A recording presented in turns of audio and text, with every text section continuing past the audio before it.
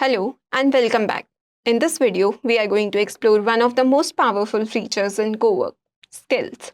By the end, you will know exactly what skills are and how they are different from just typing a prompt and how to start using them in your daily work. A skill in Cowork is not a shortcut or a saved chat. It is a persistent instruction set, a blueprint that lives inside your Cowork environment. Every time you start a new session, your skills are already there. You do not need to re explain your preferences, your format, or your steps. Cowork reads the skill and follows it. The best analogy is a standard operating procedure. You write it once and your team follows it forever. That is exactly what a skill does for your AI workflow. Here is how to think about the skill system in layers. At the top, you have the task what you want done. In the middle, you have the skill, the structured blueprint that defines how Cowork should handle that task. At the bottom, you have the output consistent, formatted, and predictable. Without a skill, you type a new prompt every session and the output varies. With a skill, you trigger it once and Cowork follows the same logic every time. That middle layer, the skill, is what separates ad hoc AI use from reliable AI workflows. There are three ways to get skills into Cowork. First, via plugins. You browse the marketplace and install pre-built skill bundles with one click. This is the fastest route if someone has already built what you need. Second, via prompt. You just tell Cowork, create a skill for me and describe what you want. Cowork asks you clarifying questions and generates the skill file automatically. Third, via skills tab directly. You go to customize and then skills and either browse Anthropic's library, build one manually, or upload a skill.md file you have written yourself. All three methods lead to the same place, a working skill installed in your environment. Skills and prompts are not competitors. They work as a team. The skill carries the logic, the structure, the steps, the output format. Your daily prompt carries the data.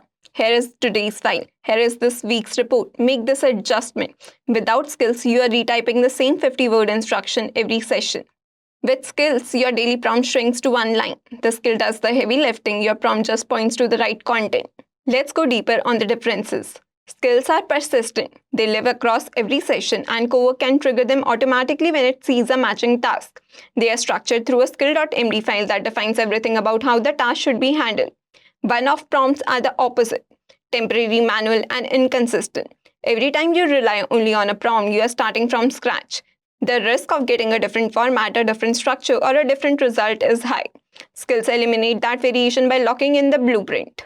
Cowork comes with a growing library of pre-built skills from Anthropic. What you see here is a representative sample, not an exhaustive list. The library covers writing, data, meetings, code review, translation, file management, and more. And Anthropic continues to add new ones. You can explore the full list by going to Customize, then Skills, and then Browse. Think of it as an app store for task workflows. You browse, you toggle on what you need, and those capabilities are immediately available in your next session. Every skill follows the same basic structure, which includes 4 key components. First is trigger phrase. This is what tells Cowork when to activate the skill. Instructions. Second is instructions, the steps Cowork follows to execute the task. Third is expected inputs, what Cowork needs from you to make the skill work. Fourth is output format, what the results should look like, or basically in what format. For example, if you're using the meeting notes skill, the input might be the meeting transcript and the output could be a formatted meeting summary. Here's the decision framework in 3 modes. Use a skill when the task repeats, has multiple steps, needs consistent output, or you want to share it with the team. Use a prompt alone when you are doing something for the first time or the task is truly unique and simple. But the most powerful mode is using both together. And this is where most experienced coworkers users end up. But the most powerful mode is using both together. And this is where the most experienced cowork users end up. You use the skill to set the structure and the logic, and your daily prompt to feed in the specific data or ask for a one-time tweak. That combination gives you consistency plus flexibility. There are 2 ways to trigger a skill. The first is natural language. You just type your request and Cowork automatically detects which skill to load based on your message, matching the skill's trigger phrase. This is the default and works seamlessly for most situations. The second method is the slash command. You type a forward slash followed by the exact skill name, like slash meeting notes formatter. This gives you direct, guaranteed control over exactly which skill runs. Use the slash command when you have multiple skills that could potentially match the same request, or when you are testing a specific skill and want to be certain it is the one being invoked. Before we talk about skills, I want to show you a very common behavior. Imagine this is your daily work. Summarize this report in bullet points. Keep it under 150 words, use a professional tone, and include key action items at the end. You can attach any sample paragraph or the report. Over here, I'll attach a sample report. I'll go to the files, then the downloads. I'll sample weekly report. Looks normal, right? Nothing wrong here. Now, imagine doing this every single day.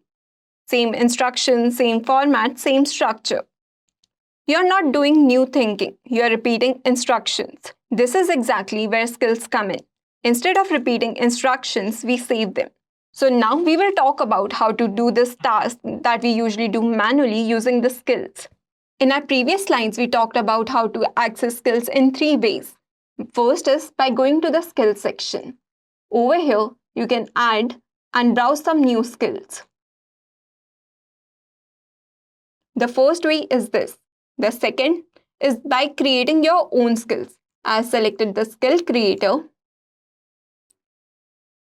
And now I'll use the / command and call that particular skill that I've added.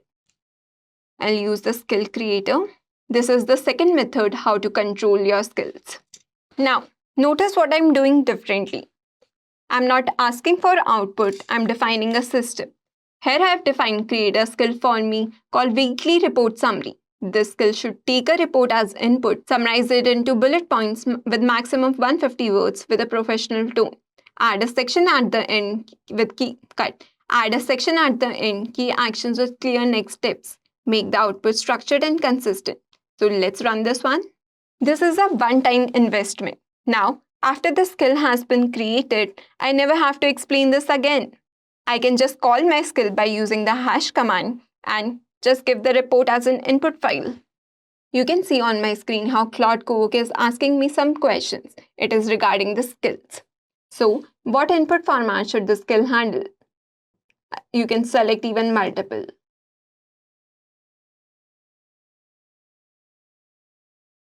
In the progress section, you can see the task priority list it has created. You can see over here, not only it will create the skill, but run the 3 test cases with different kind of formats. After the skill has been created, it will run all test cases with skill and without skill in parallel to basically compare the results. After that, it will draft the citations and grade the runs. After the skill is created, we will run our own test to watch the difference. You can see the summary report it has created. It ran its own test, and with the skill, the pass rate is 100%, but without the skill, it is 54%. You can see the detailed analysis over here.